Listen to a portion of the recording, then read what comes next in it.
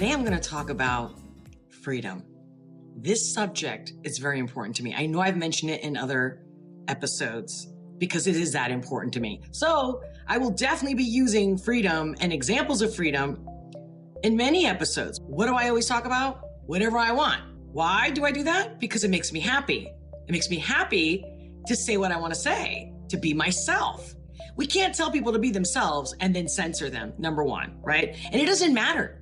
It doesn't matter who's in charge, whether, take the politics out of it. You're not going to create anything positive. Even if you want to shut someone else up or shut their opinion up or whatever it is, they offend you. It doesn't matter. At the end of the day, you're not going to be happy. As a matter of fact, if you're one of those people that need to censor other people, or just think about the people, maybe you're like me and you're all about freedom in every way, not just freedom of speech, but I'm gonna get into that as well. But because of what's currently happening in this world, where it's taken center stage, and it should, because it's something that should never be questioned, ever. As a life strategist, I have helped so many people become happy or happier. And the number one way of doing that is freedom, is not caring what people think. If you have to worry about what people think, you're censoring yourself. So even if you don't say it, so everything's cool, right? Because I don't say it, I'm not thinking it. Are you kidding me? And then meanwhile, if I have to oppress myself, what's gonna happen? There's gonna be a buildup. There's gonna be resentment. Nothing positive happens because of it.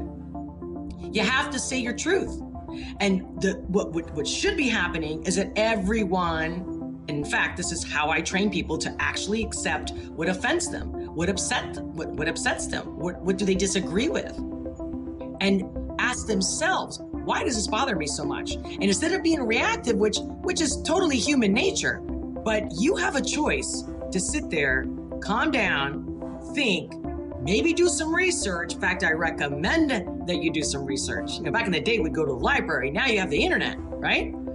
But you know what I'm saying? Like, seriously, I can't stand when people, it goes in every way. It doesn't mean, it's not just about freedom of speech, about your thoughts, your opinions, whether political, religious, spiritual, cultural. At the end of the day, we are born free.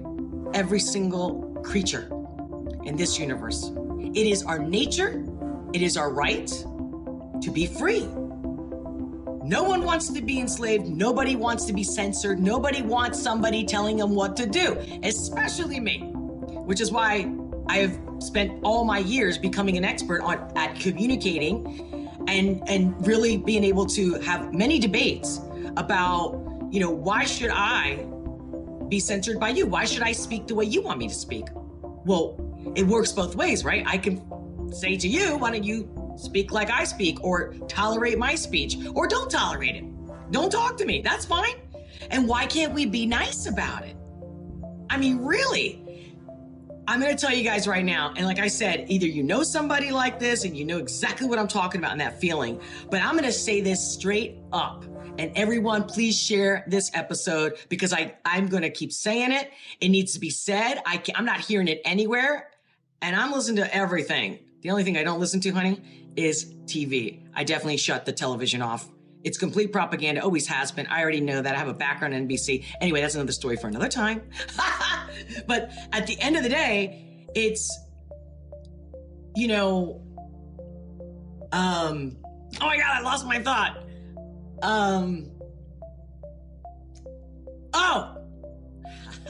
How could I? It's something that I talk about almost every day. These people that want to censor you, I don't care. It doesn't matter. Okay, guys? I don't care about politics, left or right. I don't care what country you're from, what's your culture. When you are trying to tell somebody else what to do and you get angry about it on top of it, you're miserable. You got a problem. And I want everybody to know that you, dictators, pointing the finger, virtue signaling, whatever. Like, I don't have to do anything I don't want to do.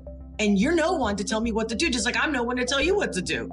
And if you get mad about it or you keep pushing it, you don't let it go, you're not a good person, honey. You're not a sweet person. Because if you were a good person, you'd be kind about it. You'd be accepting and respectful. You know what I'm saying? Right? Right. And again, if somebody does insult you and you did nothing wrong and you're the victim, that's another subject that I will also get into in a future episode. But nothing in this world is personal. Look it up. Do your research. Nothing in this world is personal. Whatever somebody does to you has nothing to do with you, which is the other reason why I'm saying that if you're trying to censor me or control me, manipulate me in any way, tie me down, I don't care, lock me in, I'm going to react. But, you know, years ago, I would have reacted in a way which I was much more aggressive. But I've learned. I grew up. So again, maybe you need to grow up. I don't care what your age is, right? That's one thing to be considered. Like maybe look at yourself and go, am I handling it? Am I handling this the best way? Is it really making me happier to be right? Is it making me happier to tell somebody what to do? And if they don't do it, it's all good? Or if they do it, I feel better? No, you don't. You feel better for the first second that somebody does what you want them to do or shuts their mouth when you want them to, right? But again, I do that stuff. I play that game. I'll shut up. Guess what I'm telling myself in my head? You could say, for some that believe in God or spirit, hey, God, I understand. I don't know anything. I'm just a humble human and I'm going to be quiet because at least I'm conscious enough and aware enough now that I'm not going to be reactive, that I can listen, but I can also walk away respectfully because I shouldn't have to sit there and no one, and be berated and whatnot. No, say, hey, you know what? Nice talking to you. Up until this moment, I'm really not interested. God bless, or I wish you the best again. Or it doesn't matter. It's just the moment that you hold yourself responsible for your reaction and to not be judgmental. That's the way you hold yourself back going, I can get angry and be like, who are they to talk to me like this? And no, or I'm right, you're wrong. See, when you get the judgment out of the way. So it just goes to show you that I'm on your side, whether we agree or not, whether you're the one trying to press me, offend me, censor me, we agree, right? Because isn't the point that everybody wants to get what they want because that supposedly is going to make them happy? But it doesn't. It doesn't work that way. What makes you happy is when you walk away, when you control yourself, when you go, you've heard these old sayings like pick your battles. But usually we don't learn how to do it until later on in life, So that's fine. So no matter what age you're in right now, just be aware that if you're losing your shit, it's you. Okay? Because you're responsible for your reaction, you're responsible for your emotions, and you can control it. Now, here's where I come in. This is exactly like the whole point of what I do. As a life strategist, that's what I do. There are ways, there are tools, there are techniques to get you to that point. Doesn't happen overnight. But you know what? It's amazing when it does. And when you catch yourself and then all of a sudden you see, wow, my life is better and I'm still free. Are you getting this? So it is possible to not be censored, to stand for yourself, stand for your beliefs, be yourself, because ultimately you are the one responsible for your happiness. So again, guys, if you don't like what I'm saying or you disagree with me, that's your problem. And you should worry about that, not me. You get that? It's that simple. And I love you all. There's no one out there in the whole world that I don't love, that I don't support. And when I can't agree with them I know. But honestly, no matter how much a person is a bad person, I have seen and understood why they are the way they are. And I can no longer just be angry and mad. All I can do is be positive and think positive thoughts, so that my reactions and my entire world and my day in and day out is constantly reaffirming that action. Because again, here's one of my favorite quotes, my own quote personally: be the light that you want to see in this world. Be the change you want to see in this world. I mean, if you're acting positive and everybody around you is acting positive, what I mean by positive is conscious, and that your principles are high, that your standards are high. What I mean by high is, am I going to be bitchy or a better person? and take and just peacefully, exit a situation or a conversation, for example, right? I mean, you can choose. But here's the thing. You can't just walk away and go, okay, all right, I'm gonna let this person, okay, well, hey, that's what you think about me? Okay. And say it hurts your feelings and you're like, you know what, that's fine. I'll get over it. But you know what's funny? The more you do it and you start to understand people because you're not being reactive, you start to learn about them, you start to study them. You start to understand, things start clicking in a way they don't click before. And the next thing you know, you don't get your feelings hurt. And again, now that's other conversation because that is directly attached to our ego. The same person that's pointing the finger or wants to censor you, me, or if you are the person that's trying to censor somebody, right? Or cut their freedoms in any way. You got to look at yourself. There's something wrong. If you can't be right and everybody wrong, or only the people that agree with you, they're right. No, we're diverse. I mean, there's not two humans that are identical. How can we possibly be in groups, although we are human and we, are tribalistic and all that? Yes, true. That's our human nature. But we have a conscience for a purpose to go beyond that. And we got plenty of science. So whether you're spiritual, religious or not, we have plenty of science to actually measure this frequency, this vibration, which is the entire universe, which is energy. I call it love. You know what I mean? And just think about it.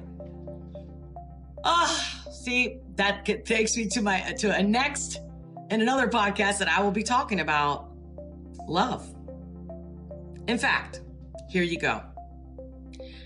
This is an example I use all the time. And I would love your comments below. Make sure to comment below. I definitely want to hear them. And I will read them and I will respond. They are my fuel, baby. So,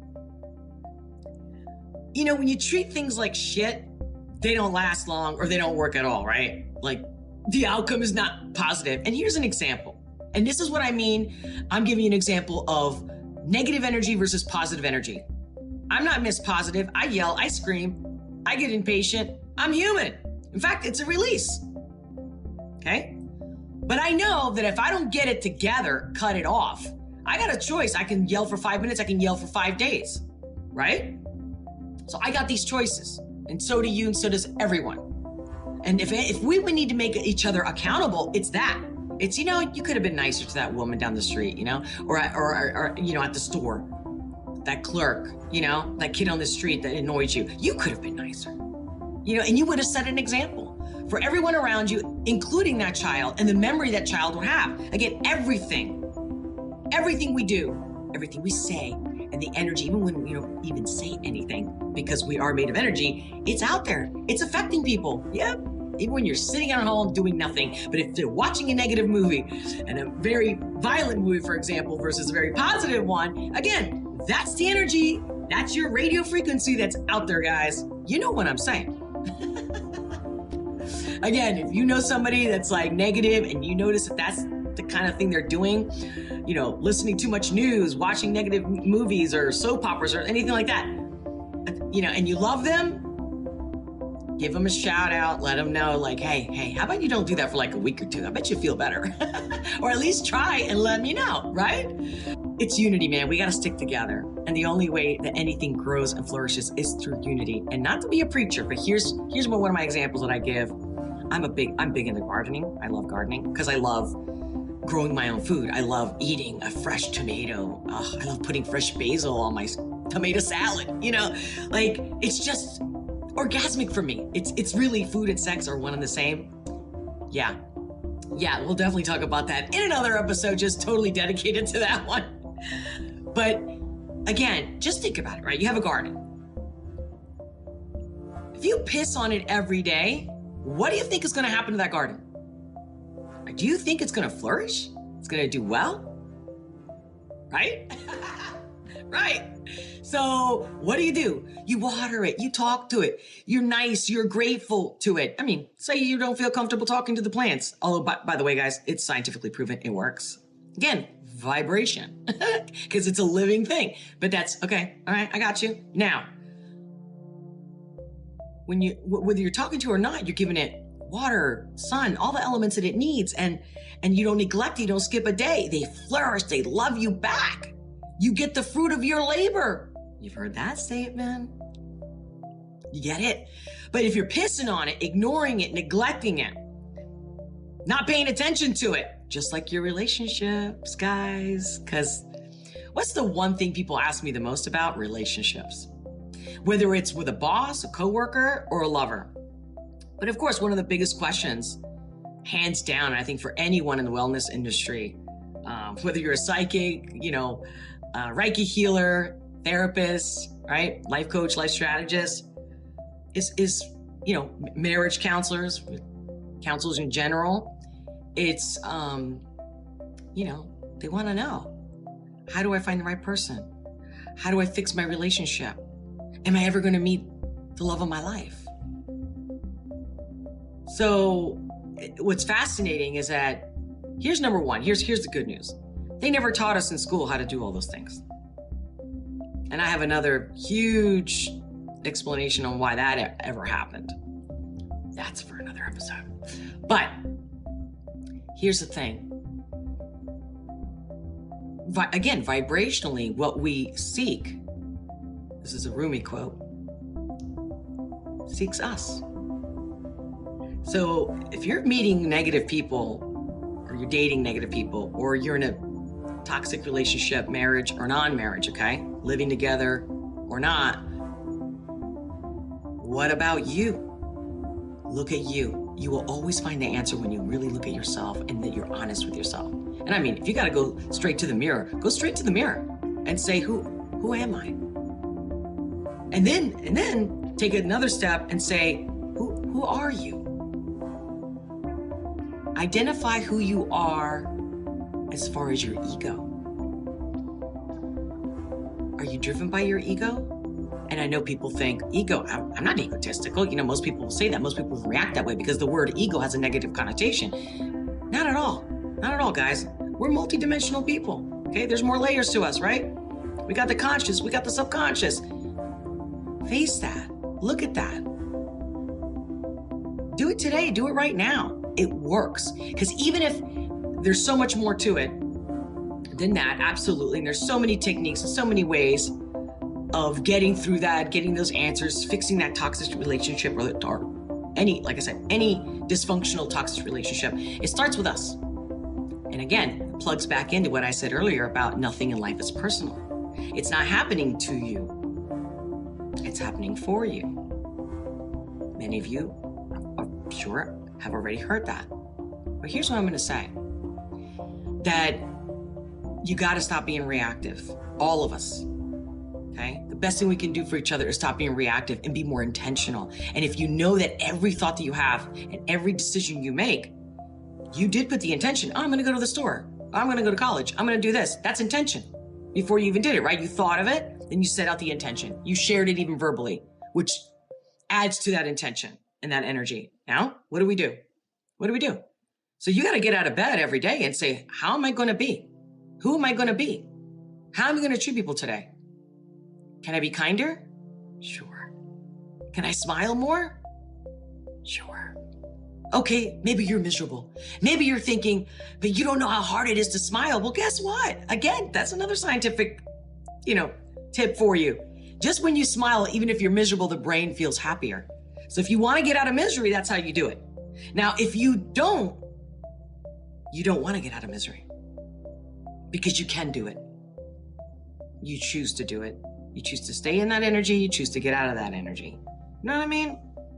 People tell me all the time when they hang out with me, when I go to places, they're like, it's so funny how people react to you because here's the thing. When you change fundamentally who you are, when you choose to say, you know what, I'm going to be a better person and I'll do whatever it takes to get there. That's some high standard. When you're ready to get there, because you're ready to really be empowered and happy and successful in every way, when you're committed, when you really turn that leaf, when you switch the script. Thank you for joining me in this episode of the Olga S. Pérez Show.